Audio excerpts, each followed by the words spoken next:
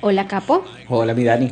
Una pregunta, ¿a ti te gustan los espías? Me encantan los espías. ¿Cuál es tu espía favorito? Bueno, podría decirte que James Bond, Mm, pero qué aburrido, ¿no? Y tú prefieres estar muerto que ser aburrido, ¿verdad? Siempre. No, dime otro entonces. Austin Powers. Oye, el mío no está tan lejos del tuyo, el mío es el Superagente 86. Pero ¿qué te parece si hablamos de algunos espías de la vida real? Espías legendarios. Sí, señor. Culturizando presenta Cosas muy importantes con Daniela y Federico. Bienvenidos a Cosas Muy Importantes. Muy importante. Episodio 64, el episodio 14 de esta quinta temporada que hemos decidido continuarla. Pues ya no vamos a detenernos, por lo menos no por ahora. ¿Cómo era que decía que el merengue? Seguimos, sí, paramos, no. Y aquí estamos ya en el episodio 64 para hablarles de espías legendarios. Confieso que tuvimos que hacer una selección que costó mucho trabajo. Son demasiado. Y son todos interesantes. Entonces, ¿qué hicimos? Seleccionamos 4. Exacto. Capo seleccionó 2, yo seleccioné 2. Hay 2 hombres y hay 2 mujeres y sus historias son fascinantes. Pero vamos Fíjense, primero a recordar un poco sí, de dónde viene todo esto. Pero los espías que tomamos, más que todo, son espías de antaño. Los espías hacia la Guerra Fría. Que son más para sí, acá. Tendían a ser, eran espías igual, pero no tenían esa magia, ese no sé qué que tenían estos espías de antes. De los que vamos a hablar. Exactamente. Sí, seleccionamos 4 espías. De verdad las vidas son muy interesantes, así que bueno, pero vamos a comenzar por la ñoñología, para no perder el ritmo de estos episodios. Sí, fíjense, la palabra espía, el que observa en secreto para obtener información. Ese viene siendo la definición de la palabra espía. Pero ¿de dónde viene espía? Exacto, viene de la raíz germánica spien, ver a lo lejos. Exactamente. Esto dio origen al spy, que es espía en inglés, spion en alemán y espión en francés. De ahí derivamos espiar, espiado, espiador y bueno, todas sus formas. Exacto. Digamos que esto es tan viejo como el hombre, porque todo gran imperio ha tenido espías a su servicio. Sí, bueno, desde los romanos hasta las superpotencias en la Guerra Fría, hasta actualmente en Internet. Exactamente. Los historiadores no se ponen de acuerdo sobre cuándo nació el primer servicio profesional de espías en la antigua Roma, pero estaba formado por algo que se llamaba los frumentari. Sí, fíjate, estos eran unos centuriones encargados de suministrar, de llevarles el grano a las legiones. Entonces, ellos se iban con sus carretas, me imagino yo en aquel entonces, sus cargadas sacos de grano para alimentar a las distintas regiones, pero ellos aprovechaban para hacer un poco de proselitismo político. Y espionaje. Y sí, y ver cómo estaba la situación en las distintas, ¿cómo se dice esto? Comunidades, Colonias. exacto. Sí. Sí, los sitios en donde estaban los asentamientos romanos. Exacto. Fíjate, según un historiador, Enrico Silverio, que él es autor de un estudio sobre los servicios secretos de la antigua Roma, él decía que en Roma hubo un centro que se llamaba Castra Peregrina, que albergó, era como decir, una mezcla entre la CIA y el Pentágono. Aquí habían civiles y militares en diversas funciones. En este centro destacó Marco Oclativnio Advento. Esto fue en el siglo III después de Cristo. Un frumentario que acabó dirigiendo los servicios secretos de la Castra Peregrina y creó toda una red de espionaje en Britania. Es decir, que esto es viejísimo. Viejo. Pero nosotros no nos vamos a ir tan atrás, pero sí vamos con algunos de los espías más interesantes del siglo XX. Sí, vamos a arrancar con Sidney Riley. Él es considerado el gran espía de la historia. En base a la vida de este señor Sidney Riley, el gran Ian Fleming creó, en base a su vida, a James Bond. Exactamente, Sidney Riley. Este señor, al parecer, nació, porque fíjense, de los espías no suele haber información precisa, precisamente porque son espías. Exactamente. Y hay mucho secretismo en torno a su origen, se sabe el final de muchos de ellos, pero los orígenes están como inciertos. Pero de este señor, al parecer, nació en Odessa en 1874. Esto es en Rusia. En Rusia, en el seno de una familia judía. Él fue espía del servicio del Imperio Británico, de Japón y de la Rusia zarista, por Básicamente, supuesto. Este era como el mono, él bailaba por la plata. Exactamente. al mejor postor. Exactamente. Por su implicación en la organización y financiación de la resistencia contra el régimen de Lenin, fue el hombre más buscado por la Checa hasta que lograron atraparlo. Exactamente. La Checa era como la KGB. Sí, algo así, pues. Era la policía secreta de como aquel el SEBIN entonces. de acá. Bueno, fíjense, a él le tendieron una trampa en esa época, y así es que lo detienen, ¿no? En esa época cuando él se gana el apodo de la Pimpinela Escarlata. Dios mío, El apodo es demasiado chistoso. Qué porquería de apodo. ¿Y quién hizo eso? Fue la Pimpinela Escarlata. La Pimpinela Escarlata tenía este nombre porque él tenía una habilidad maravillosa para eludir la persecución comunista. Probablemente les pagaba. No hay una manera más fácil de sacudirse a un comunista que darle plata. Me encantan tus opiniones polémicas, capo. Están buenísimas para el merchandising que vamos a hacer. ¿Sabes qué sería realmente una idea de negocio? Vender franelas, camisetas, remeras con frases que ataquen el comunismo. Entonces, ¿qué más coherente que ganar dinero de esa manera? ¿No te parece? Estoy totalmente de acuerdo contigo. Sí. Necesitamos un financista. Exacto. Alguien que quiera invertir en eso, bueno, vamos mitad y mitad, lo podemos negociar, lo hablamos en privado. A ver. Mira, durante su vida tuvo montones de identidades como un buen espía. Claro. Ejerció múltiples oficios, hizo de todo básicamente. Siempre para el mejor postor, eso Por sí. supuesto. Y la Pimpinela Escarlata, sin duda, fue uno de sus apodos más legendarios. A ver, durante la Primera Guerra Mundial este señor vivió en Nueva York. Aquí él se hizo millonario vendiendo municiones a los alemanes y los rusos. Una característica de estos personajes es la falta de escrúpulos. Por supuesto. Esto, fíjense. Hay dos tipos. El que no tiene ni un escrúpulo y el que más bien tiene una rectitud y una cosa y tiene como un tema con la justicia y Como con Virginia Hall, más y adelante. como Garbo, que vamos a hablar de él más también. adelante vamos a hablar de dos en particular. Pero este es el clásico espía. Exactamente. Este hizo plata vendiéndole municiones a los alemanes y a los rusos Fíjate. y colaboraba con los británicos. Exacto. La historia de este señor comienza a realmente escribirse en 1892 y él ya era confidente de la policía política de los zaristas, de los zares. Claro, de los rusos, sí.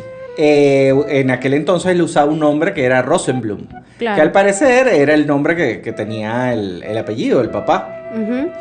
Obviamente él fue abandonado, como casi... Ah, sí, eso sí se sabe de su niñez. Que fue casi una todos los protagonistas de nuestro podcast. Todos vienen de una miserable niñez. Es un elemento en común.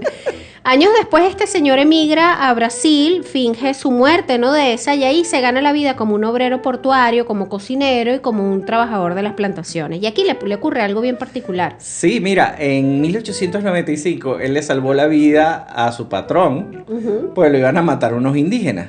Sí. En agradecimiento, su patrón lo recompensó con 1.500 libras y le compró un pasaje para Londres y le consiguió la nacionalidad británica. Imagínate tú, yo quiero trabajar para ese señor. Bueno, hay que ver qué es lo que hizo realmente, ¿no? Sí, bueno, realmente estaba muy agradecido. Este señor se llamaba Charles Fothergill, era el patrón Por cierto, ¿cómo se llama? De la Pimpinela Escarlata. este es un biopic que debería ser Ewan McGregor. Y Juan McGregor tiene cara de espía, es verdad. Sí. Tiene esa sonrisa de estafador. O si no, podría ser de estafador también muy Exacto, porque una de las cosas, de las características de la Pimpinela Escarlata bien. es que siempre hacía de millonario. Es verdad, iba bien con ese look. Exactamente, él tenía un tumbado como de millonario, precisamente. Ahora, fíjate, una vez estando en Londres, Aquí previamente... es cuando comienza toda la gran leyenda Sí. de él como espía, ¿no? Sí, él llama la atención porque se dice que estando en Francia mató a 2 anarquistas y les robó y no sé qué cosa. Todo esto llega a los oídos del jefe de Scotland Yard, o uno de los jefes de Scotland Yard, que decide contratarlo, lo pone a sus servicios, a los servicios de los británicos. Exacto. Ya él previamente se había casado con una viuda con dinero y se dice que incluso se dice que él había ayudado a la viuda a deshacerse del antiguo esposo, ¿no? Precisamente lo que estábamos hablando, cero escrúpulos. Él, bueno, empieza a trabajar entonces para lo que es Inglaterra, exactamente, con una nueva identidad, pasa a apellidarse Riley, que es como lo conocemos realmente. William Melville, el que les estaba hablando, que era el jefe de la Scotland Yard, lo envía a San Petersburgo. ¿Por qué? Porque él hablaba ruso, porque era ruso de origen, para recabar información sobre la relación que tenía Rusia con Japón. A ver qué se tramaban. Este hombre era tan hábil que fue fichado por el general Motohiro, que le pagó elevadas sumas por espiar para los servicios secretos japoneses. Entonces se vuelve doble espía. Él estaba cobrando nómina en Inglaterra, pasándole la información que querían los ingleses, y en paralelo cobraba nómina en Japón, pasándole información a los japoneses. Sí, ¡Qué manguangua! Exacto, y mientras tanto se daba la gran vida porque fingía ser un rico empresario maderero. Exactamente. Cuidado.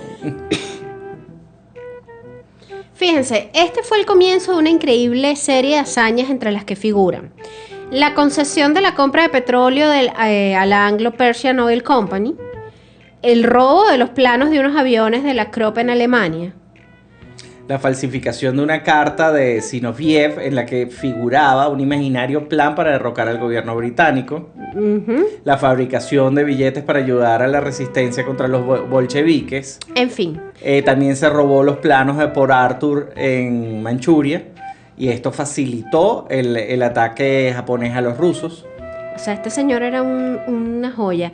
A él en un momento determinado los rusos pues despiertan las alertas como que mira, ya va, tenemos una persona peligrosa aquí infiltrada. Sí, tenemos que buscar la Pimpinela Escarlata.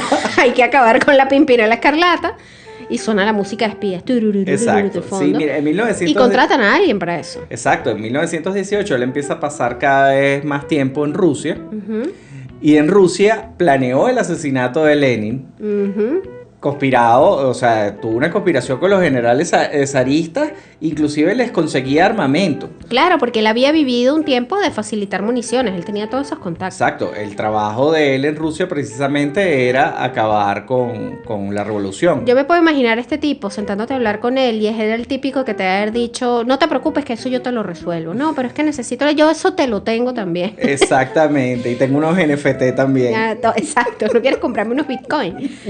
A ver, este señor finalmente es capturado y es asesinado. Sí, a diferencia de James Bond, a él sí lo agarraron. A él sí lo agarraron. Fíjate, es bien curioso porque la persona que atrapa por fin a Riley, es un ruso que se llamaba Grigori Siroyevsky. Este señor era como la versión de Riley, pero de los soviéticos. Exacto. A este Siroyevsky, a él lo mandaban a todos los sitios en donde querían desestabilizar.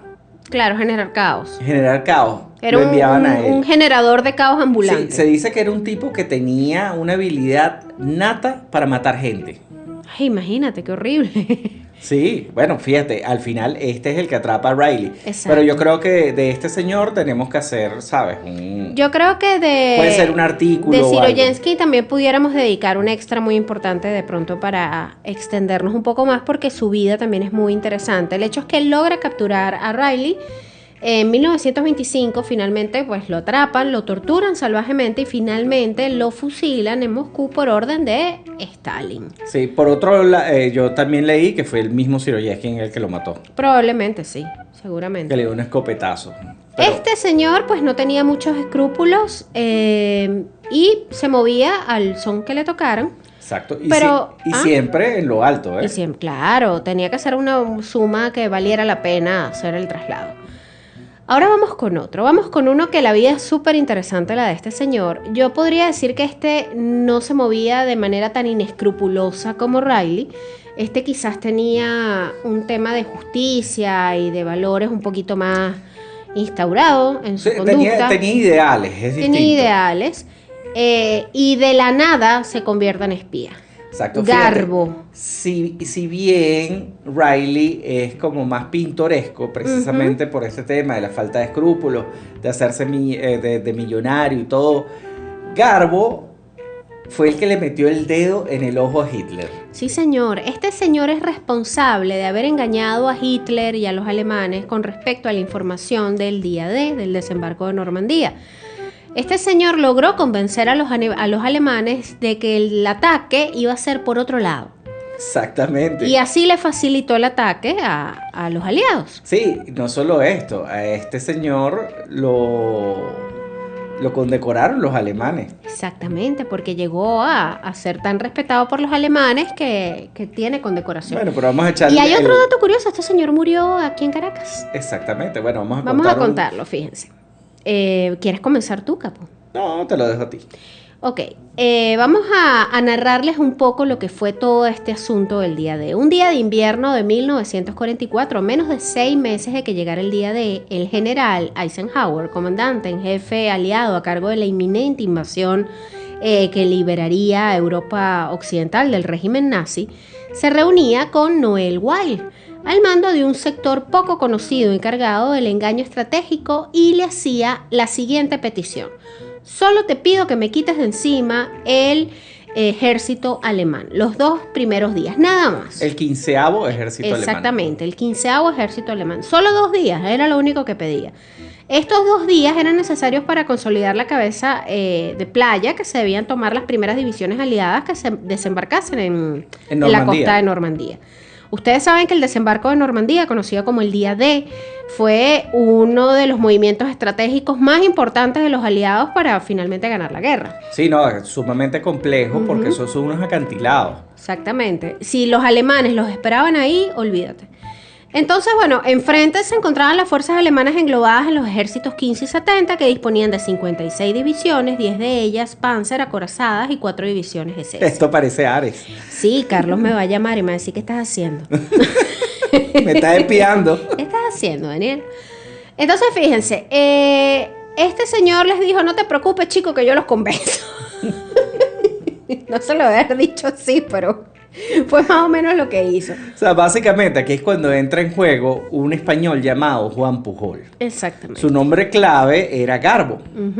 Y él se logró ganar la confianza absoluta de los servicios de inteligencia alemanes. Pero para los alemanes él era conocido como Arabel. Arabel, el nombre Arabel viene de, según él, de su esposa que se llamaba Araceli. Él decía que era como decir Araceli la Bella, Arabel. Dios mío, pero es los que espías no deberían escogerse nombres. No, Entre la Pimpinela Escarlata y Arabel. Sí, no, de verdad que me quedo con Garbo realmente. Sí. Entonces, bueno, el hecho es que es importante destacar esto porque Araceli fue una figura muy importante dentro de la carrera de espionaje de Garbo. Exacto. Parece que era de estas esposas metidas de cabeza en el trabajo del marido, bien estricta, que estaba como: mira, no, tú tienes que hacer las cosas así. Al final, este Garbo logró convencer a los alemanes de que ¿cómo se llama? Los aliados iban a entrar por otro lado. Ellos desviaron sus fuerzas a otro lado y aprovecharon para desembarcar en Normandía. Exactamente. Ahora fíjense, este señor llegó a participar en los 2 bandos de 2 guerras sin disparar un solo tiro. Este nació en Barcelona, se preguntarán quién era. Él nació en Barcelona, fue Arabel para el servicio secreto nazi y Garbo era para el servicio secreto británico. Sí, él creó una red imaginaria de 27 agentes secretos que generaba un cúmulo de información gigantesca que el enemigo se la creía pero completa. O sea, si Garbo lo decía, eso es verdad. Sí, o si lo decía Arabel, yo le creo.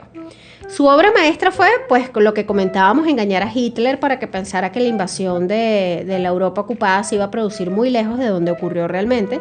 Y con esto, Arabel o Garbo, que realmente es Juan Pujol, salvó miles de vidas y contribuyó, obviamente, a la victoria de los aliados en la Segunda Guerra Mundial. Bueno, este era tan cara dura que fue condecorado después del día D por los alemanes y por los británicos. Exacto. Él fue el único que ganó. Sí. Pero lo más insólito es que este señor cobró 2 cheques. Él cobró el cheque que le dieron los británicos y después fue Araceli, la mujer, a la embajada alemana en España, cobró el cheque que le debían los alemanes. Y lo Dios. cobró. Bueno, ¿ves? No, ninguno tiene muchos escrúpulos. No. Bueno, en este caso la que estaba, él andaba con su cuento idealista de la guerra y la cosa, y Araceli andaba detrás. ¿Dónde está el cheque, Juan? ¿Dónde está el cheque? Hay que comprar una lavadora.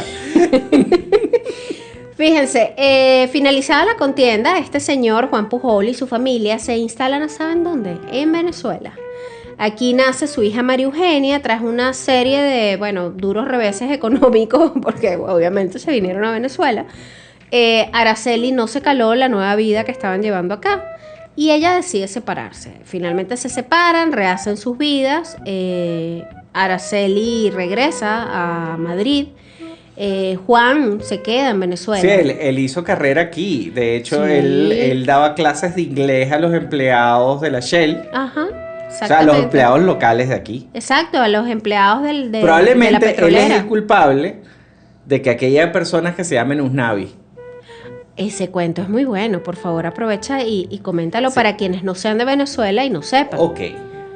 Aquí en Venezuela, cuando comenzó el boom petrolero, comenzó en una área particular de Venezuela que se llama Maracaibo, que es en Zulia, Ujú, que está en la parte norte de Venezuela. ujú. Y occidental. Sí. Estos señores son muy, muy, muy particulares. Son muy simpáticos los maracuchos. Sí. Entonces, tienen cierta chispa a la hora de ponerse nombres. Sí. Porque Por ahí debe haber alguno que se llame COVID, Antonio, vete a saber. exactamente.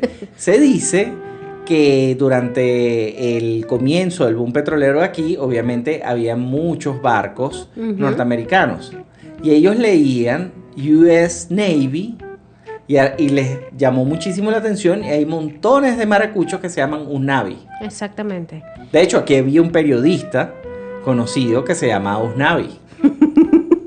Era un ancla, ¿En serio? ¿sí? Es verdad, había unos Navi. Claro, lo que pasa es que uno lo escucha todo el tiempo, Usnavi, pero es US Navy. Es verdad. Bueno, Juan Pujol, él le daba clases de inglés a los empleados de la Shell y de pronto él debe haber conocido más de unos Navi. Este señor luego abrió una papelería y se casó con otra señora, una señora venezolana, Carmen Cilia Álvarez. Tuvo 3 hijos más, María Elena, que murió muy joven, Carlos Miguel y Juan Carlos. Bueno, como les decíamos, Araceli volvió a Madrid con sus hijos, se vuelve a casar allá, se casa con un empresario norteamericano que había sido el doble de Rodolfo Valentino. ¿Tú te acuerdas de Rodolfo Valentino, que era como este galán? Que por cierto ahí se dice que él era prepago, chico. Sí, señor. De la pero, alta- pero de alto nivel. Sí, un día deberíamos hacer un especial así, pero ese va a tener que ser para Patreon porque no lo podemos sacar por Culturizando. Prepagos legendarios. Prepago era un prostituto, básicamente. Pero bueno, el hecho Yo es que... te voy a decir una cosa. Yo creo que ser prostituto es más difícil que ser prostituta. ¿Por qué lo dices? Eh, ¿Qué te hace pensar eso? Necesitas un set. O sea, A ver. necesitas más cosas todavía. Ok. Eso lo podemos hablar en un extra. Sí, porque las mujeres Porque les me da gusta, mucha curiosidad. les gusta que las representen. Entonces, Ah. o sea, que tengan conversación. Es complicado porque Ya te estoy entendiendo. Claro. lo que pasa es que eres una malpensada. Bueno, pero es que, o sea, ajá. ¿Sabes de lo que estamos hablando? Bueno, Araceli se casa con el doble de Rodolfo Valentino. Eso es como que te casas aquí con el doble de Chayanne. ¿Tú has visto ese doble de Chayanne que está circulando en las redes? Que ofrece diversos servicios, por cierto. Por desgracia, sí. Ok. En fin, el hecho es que Juan Pujol queda viviendo aquí en Caracas, posteriormente se muda para Choroní, uno de mis sitios favoritos de la vida, que es un área de costera de Venezuela espectacular, y finalmente muere de un derrame cerebral en el año 1988 y está enterrado en Choroní. Vamos a postear en las redes la foto de su tumba. En el cementerio de Choroní está Sí. la tumba de Juan Pujol. Fíjate, y nadie le hizo ningún homenaje. No. Estamos hablando que es el hombre clave a la hora de hablar de una victoria aliada en Sí, el día señor. De hecho, les voy a extender la invitación para que se metan en la página de él. Hay una página que se llama garboespía.com. Garbo como Greta Garbo, Garbo. garboespía.com. Entren porque ahí está toda la vida y hay gran parte de su vida, incluso contada en primera persona de su autobiografía. Y está dividida como por etapas.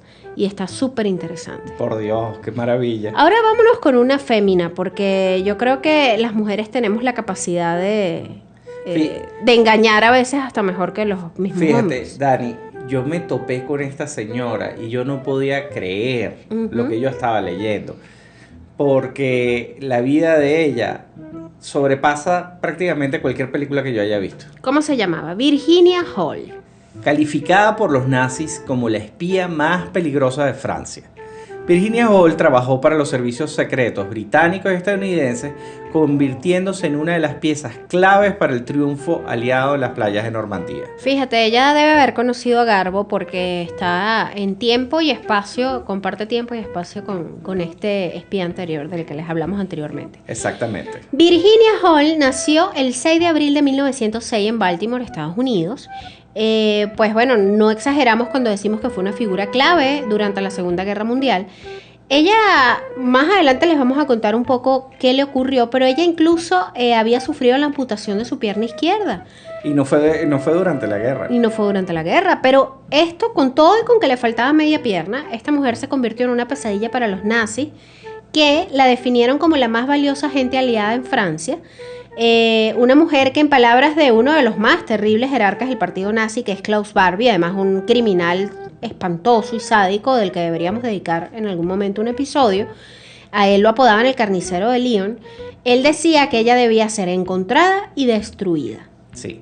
Virginia cursó estudios en Radcliffe, la facultad para mujeres de la Universidad de Harvard, en Barnard, la facultad femenina de la Universidad de Columbia, en la escuela de posgrado de la American University de Washington. Imagínate tú. Sabía francés, italiano y alemán. Y rompiendo un poco las normas de la época, viajó por Europa y estudió en la Escuela de Ciencias Políticas de París. Imagínate, una mujer que además estudió también en Viena y en Alemania. Y cuando finaliza sus estudios de posgrado, acepta un puesto de secretaria en la Embajada de Estados Unidos en Varsovia. De ahí fue trasladada a Izmir, en Turquía. Y en esta ciudad, precisamente, sufre un accidente de caza en donde pierde la pierna izquierda y se la amputaron a la altura de la rodilla. Al principio, esta herida no parecía de gravedad, pero como tardó mucho en recibir atención médica, la herida pues se gangrenó y tuvieron que amputarla. Ahora fíjate, lo más chistoso que yo leí acerca de ella es que la prótesis que ella comenzó a utilizar a partir de este accidente tenía un nombre, se llamaba Cuthbert. Ella le puso un nombre a su prótesis, le tenía cariño. Ella le hablaba. Pero fíjense, esto resultó ser un impedimento para ella poder continuar con su carrera diplomática, que ya de por sí estaba cuesta arriba, porque con toda la preparación que tenía, el camino, por el hecho de ser mujer, se veía truncado en un punto determinado. O sea, no podías, como era muy difícil aspirar a un cargo muy alto. Exactamente, ya con una pierna menos, la apartaron del Departamento de Estado y ella decidió dar un giro a su vida e irse a luchar contra el fascismo de alguna manera. Así que viajó a Francia y se alistó en el servicio de ambulancias. Exacto, aquí ella empieza, digamos que su particular protagonismo dentro de la guerra. Ella huye en un momento determinado cuando viene la invasión alemana a Francia. Ella huye en bicicleta, pedaleando con todo y su pierna de madera, con Cuthbert. Y ella finalmente llega a Gran Bretaña. Sí, llega a la costa francesa. Ustedes se recuerdan la película, la de Nolan. Ajá, ay, ¿cómo se llama esa película? Bueno, es precisamente ella escapa en esa... Justamente en esa operación. Ok. Ella, llegando a Londres, conoce a Vera Atkins, que era una espía británica de origen rumano y que era una hábil reclutadora de la sección F, que el F es por Francia. O sea, ella reclutaba espías para Francia. Para el SOE. Para lo que es el SOE, que era Ejecutiva de Operaciones Especiales. Y reclutan a a esta joven. Sí, este organismo era responsable de enviar agentes a Europa para sabotear, espiar y sobre todo para matar nazis. O sea, esto era como los Inglourious Basterds. Exacto, pero de la vida real. A ella le ponen el nombre clave Germaine. Ella se lanza en paracaídas sobre Francia con la misión de recopilar toda la información posible acerca de la ocupación alemana, y también para proporcionar armas a la resistencia francesa con una sola pierna. Exactamente.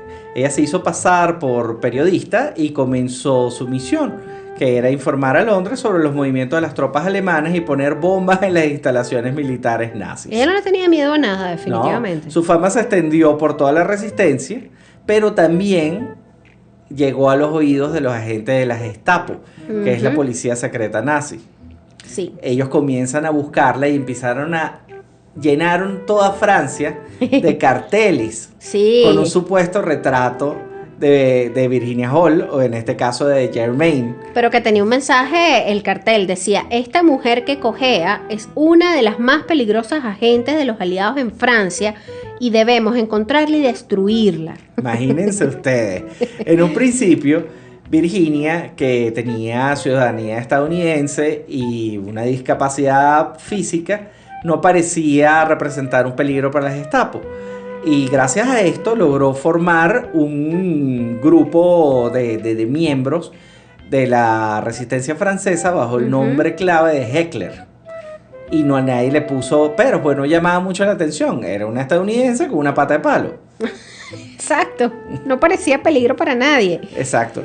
Su principal objetivo era garantizar el paso seguro de los pilotos británicos abatidos y apoyar a otros grupos de la resistencia y agentes del PSOE. Poco a poco ella se fue convirtiendo en la obsesión de este Klaus Barbie, el carnicero de Lyon. Oye, eso sí, qué cosa tan mala. Que Klaus Barbie se obsesione contigo no es bueno. Fíjate, yo creo que aquí también hay un poco de precisamente Inglourious Basterds. Yo creo que sí, yo creo que el personaje Tarantino debe haber de tomado... el personaje de ella tiene algo de, porque fíjate, el coronel Landa, creo que Sí, es que se de llama. Landa. Tiene algo de Klaus Barbie. Es verdad, es bastante Klaus Barbie. Fíjense, Klaus Barbie era jefe de la Gestapo en la ciudad francesa de Lyon. Él era el encargado de torturar personalmente a todos los prisioneros franceses que caían en sus manos. Él era un sádico realmente. Sí, organizó redadas, interceptó todas las transmisiones Morse que eran enviadas a Londres y capturó y torturó hasta la muerte a numerosos prisioneros en busca de la información para ver si llegaban a encontrar a la loca espía de una sola pierna. Exacto. Gracias a Abe Aukin, cuyo nombre clave era Bishop, este era un espía que la Gestapo logró infiltrar en la resistencia francesa, los nazis pudieron arrinconar a Virginia. Y bueno, parecía de verdad cuestión de tiempo para que la arrestaran, pero todo fue en vano, porque la dama coja, como era conocida por los alemanes, consiguió escapar cruzando los Pirineos con su única pierna y logró llegar a España. Esta mujer era increíble. Exacto, pero al llegar a la frontera, las autoridades de inmigración la detuvieron por entrar a España sin visado. Imagínate. Estuvo detenida por 6 semanas en una prisión en Gerona, hasta que la embajada de Estados Unidos presionó a las autoridades franquistas para que la liberaran. Virginia Hall, una vez que la liberaron, dejó de trabajar para el SOE británico y pasó a formar parte de la OSS, que es lo que vendría siendo la CIA. De nuevo en Francia, Virginia asumió la personalidad de Marcel Montagne, una anciana campesina del pequeño pueblo de Crozant en el centro de Francia, que vivía en una granja donde aquí ella cuidaba vacas, hacía queso, ayudaba al propietario de la granja. Y bueno, digamos que durante este tiempo ella recopiló información vital sobre los movimientos de las tropas alemanas y hizo contactos con la resistencia nuevamente. O sea, ella no se quedó ahí. Ella no se quedó ahí. A pesar de esta sólida cobertura, imagínate, se estaba haciendo pasar por una viejita en una granja. Fue descubierta. Ella transmitió por radio a Londres el siguiente comunicado: los lobos están en la puerta, y huyó. Durante las semanas previas al día D, Virginia estableció la resistencia en la ciudad de Cosne, dividiendo a la organización en 4 grupos de 25 hombres. Imagínense ustedes, ella llegó a organizar todo este asunto. A cada grupo le encargó diversos actos de sabotaje contra las unidades alemanas establecidas ahí. Sí, a medida que se iba acercando el día D, su grupo de combatientes, la resistencia, comandada por Virginia, se encargó de sabotear las líneas ferroviarias, las comunicaciones, tumbó puentes, destruyó carreteras, todo para retrasar de alguna manera el avance de las tropas alemanas sobre Normandía. Es decir, que entre el trabajo de Virginia y el trabajo de Garbo, pues ellos lograron que el desembarco de Normandía fuese al final el éxito fue un trabajo en equipo. Fue un trabajo en equipo. Fue una operación gigantesca. Fíjense, en esta misión ella no estaba sola, habían otras mujeres como Diana Rowden, Violet Sabo, Lilian Rolfe, que fueron cubriendo otras zonas con el mismo cometido, convertirse en la piedra del zapato del ejército alemán. Fueron las que iban siendo capturadas, pues terminaron sus días en el campo de exterminio de Dachau, o en el otro, en el de Ravensbrück. Y pues bueno. Sí, al final Virginia logró sobrevivir a la Segunda Guerra Mundial. Increíble. Y durante el resto de su vida trabajó para la CIA. Inclusive ha dado su nombre para algunas instalaciones. Qué bárbaro. Después de la Segunda Guerra Mundial fue honrada por sus acciones el gobierno de Francia. Le rindió un homenaje. El gobierno británico también la convirtió en miembro de la Orden del Imperio Británico. Estados Unidos le dio la Cruz de Servicio Distinguido. Y finalmente Virginia muere en 1982 a los 76 años de edad. Además tuvo una vida larga y plena. ¿Y qué dices? ¿Que dejamos a Mata Hari para un extra muy importante, Capo? Yo creo Fíjense, que sí. Hay una espía que a mí me gusta mucho su historia, que es el Ojo de la Aurora, Mata Hari. A ella la vamos a incluir en un extra muy importante para nuestro Patreon. Mata Hari era, digamos que, el epítome de la femme fatale por excelencia. De hecho, entre sus últimas palabras está: una ramera, sí, pero una traidora, jamás. Vamos a hablar de Margareta Gertrudis Sell así como el sistema de pago que tanto usamos en Venezuela. Mata Hari lo vamos a comentar en un episodio extra muy importante al que pueden acceder en nuestro Patreon. ¿Qué es Patreon? $3 van a tener acceso a nuestro club privado. Exactamente. Patreon es una plataforma de contenido exclusivo donde ustedes se hacen miembros, conocidos como mecenas. Ustedes nos dan una especie de propina, como bien dice Capo, desde $3 mensuales. Van a poder gozar de diversos beneficios como contenido extra, acceso anticipado a nuestros episodios, contacto directo con nosotros, la oportunidad de sugerir y de votar en los temas de los próximos episodios de cosas muy importantes. Y ahí vamos a extendernos para hablarles de Mata Hari, que sin duda entra dentro del clan de los espías sin escrúpulos, porque Mata Hari fue capaz de hacer muchas cosas. Totalmente. Ahora no sé si fue un chivo expiatorio, su historia es muy interesante. Ahora vamos a darle gracias a nuestros mecenas en Patreon, que ya son 19. 19 ya. Sí, Rafa, Matías, Aurora, Lizzy, Rosángel y Félix, Astrid, Sofía, Cano Pander, Steven, Belinda, Johnson, No Llores, Lulú, Adrián, Aaron, Erasmo, Álvaro, Chipón Linero, Margarita, Juan Carlos, Andrea y Yamil. Nuestras redes sociales son @cosas muy importantes en Instagram, @podcastmi en Twitter. Y nuestra página web es cosasmuyimportantes.com. Toda esta información la van a poder leer en nuestra web y también la pueden leer en culturizando.com/cosas muy importantes. Y ya lo saben, Patreon es como suena, patreon.com/cosas muy importantes para contenido extra. Y bueno, para estar en contacto directo con nosotros. Ahí le vamos a hablar de Mata Hari, les vamos a hablar también de Coco Chanel. ¿Sabías que ella fue espía? Sí, señor. Y también están los de Cambridge, que eran muy famosos. Los 5 de Cambridge. Ahora, para terminar, Capo, recordemos rápidamente algunos espías de la cultura pop. Tú me dijiste cuando abrimos el episodio Austin Power. El más importante es James Bond. James Bond, sin duda. Por cierto, creado por Ian Fleming, que fue espía. Exactamente. Y fue protagonizado en un momento determinado por un actor que fue espía. Que no es Sean Connery. Que no es Sean Connery. No. Ni es Pierce Brosnan. Sean Connery fue fisiculturista. Es verdad. Mira, entre otros de los espías famosos está Jack Bauer, por supuesto, Ethan Hunt de Misión Imposible, Jack Ryan, Jason Bourne, que estos son todos más o menos, para mí son todos el mismo.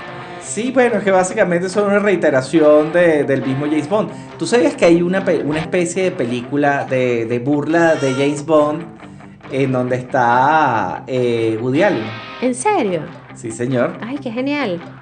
Yo soy del team de los que sí queremos a Woody Allen. No, a mí nadie me venga a hablar mal de Woody Allen. Yo por también favor. adoro Una de las características que tenemos, Daniel y yo, es que... Tenemos opiniones impopulares. sí, pero siempre es la misma. Sí. Rara vez Sí. chocamos en nuestras Sí, opiniones. bueno, si no, no hubiésemos durado, ¿ves? ¿Verdad, Lulú? Lulú está aquí opinando cuál es su Está espía. bravísima. Yo estoy segura que a Lulú le va a gustar Perry el ornitorrinco. Él es espía también, de Phineas y Ferb.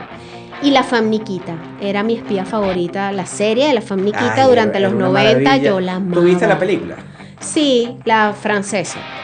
No, Hay una francesa previa. yo vi fue la que es con La la versión hija gringa. de esta actriz, De Fonda. Fonda. Exacto. No, la francesa Brigitte es muy Fonda. Brigitte Fonda. La francesa Exacto. es mejor todavía. Es previa a esa. Seguro. La Famniquita, si no la han visto, vean esa serie. No sé si ha envejecido muy bien, pero a mí me encantaba la Famniquita. Ay, sí, ese amor prohibido que tenía con el otro, lo que hacían Ay, era sí, que que se el otro veían. era un infeliz que no tenía expresión en el rostro. Un Qué horror, qué infeliz. tristeza. Pero bueno, la vida privada de los espías no debe ser una cosa muy grata que digamos. Bueno, ¿no se acuerdan de este espía que lo encontraron muerto metido en un... De ese hablamos en un episodio de Muertes Absurdas. Muertes absurdas. Lo encontraron en su un closet. cuarto, en su casa. La casa cerrada, Sí, todo grandes cerrado. misterios, creo que era. Y él estaba metido dentro de, De un una bolso maleta. o una maleta, dentro del baño, dentro de la bañera. Pero el chequeo forense indicaba extrañamente que él mismo se había metido ahí. Exactamente. Ese es uno de los grandes misterios de la historia. El suicidio más rebuscado de la historia. Ese caso lo conversamos en un episodio pasado, uno de De nuestros Muertes prim- Absurdas, Muertes sí. absurdas o grandes misterios, no logro recordar en este momento. Eso fue muy ridículo. Bueno, creo que hemos llegado al final, Capo. Sí, señor. ¿Qué te parece si nos ponemos de una vez a trabajar en el próximo episodio de Cosas Muy Importantes? Totalmente de acuerdo. Chau. Chau. Culturizando presentó Cosas muy importantes con Daniela y Federico.